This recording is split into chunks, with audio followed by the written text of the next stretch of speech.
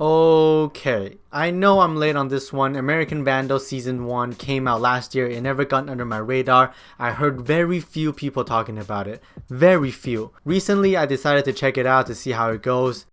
Then I ended up binging the entire first season in one sitting. This is one of the best shows on Netflix for sure, at least one of my favorites. It's a mockumentary parodying murder mystery series, but with sarcastic, goofy, and exaggerated jokes everywhere. The best way to put it is if you've seen the show Community Season 3 Episode 17, Basic Lupin Urology, where they parody Law & Order. Everything is so serious, but what they're investigating is really who ruined their science project. American Vandal is that, but stretched to 10 episodes long, where a bunch of high schoolers investigate who spray painted a bunch of dicks on 27 cars. I absolutely loved it. I love the show. I love the jokes. But the best thing about it is the ending and what this season of the show has taught us. So if you want me to talk about who actually did it, I'm not going into that because I don't think it matters. I'm here to talk about what I learned from the series and the overall theme of it.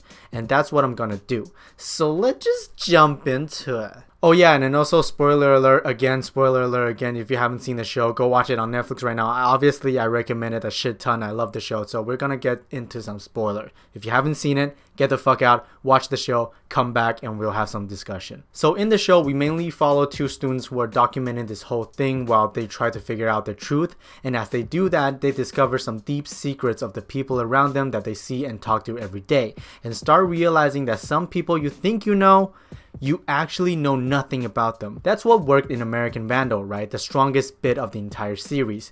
In the beginning, everyone thinks that this kid Dylan is the one who did it because he is known as this edgy kid who smokes a lot of weed and fucks with teachers a lot, but it's not him. It's never been him. Yet the people in school, the teachers, the school board, all accused him as the culprit. So why? Let me explain. The show talks a lot about how it's so easy to check a box of someone or something only based on the appearances.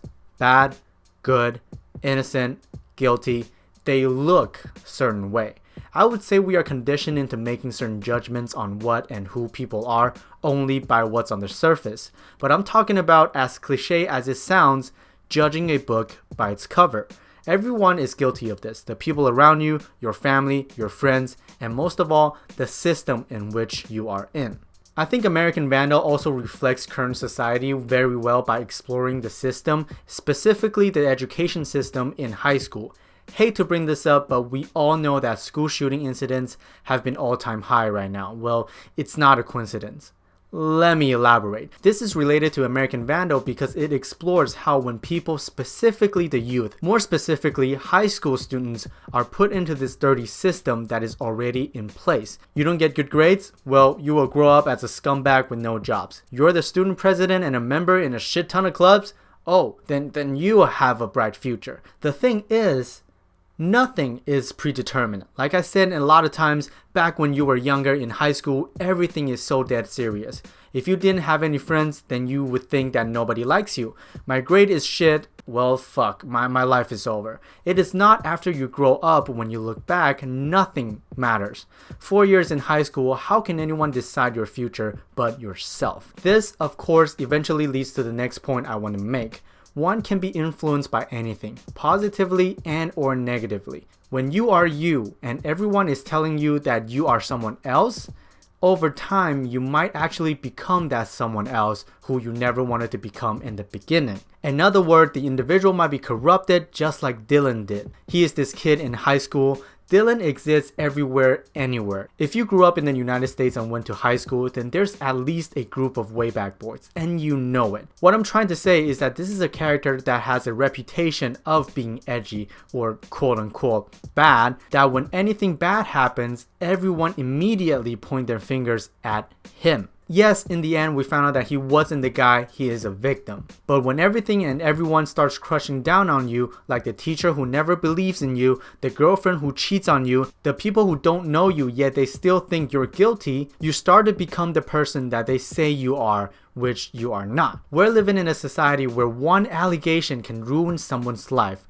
yet no one even questions if the allegation is true. Finally, to sum it all up, the final thing I want to leave it off with this video is the dynamic of the documentarians and the story they're following. There's this great scene with Mackenzie, the girlfriend, talking about how easy it is for the guys to just sit behind the camera and make accusations about people.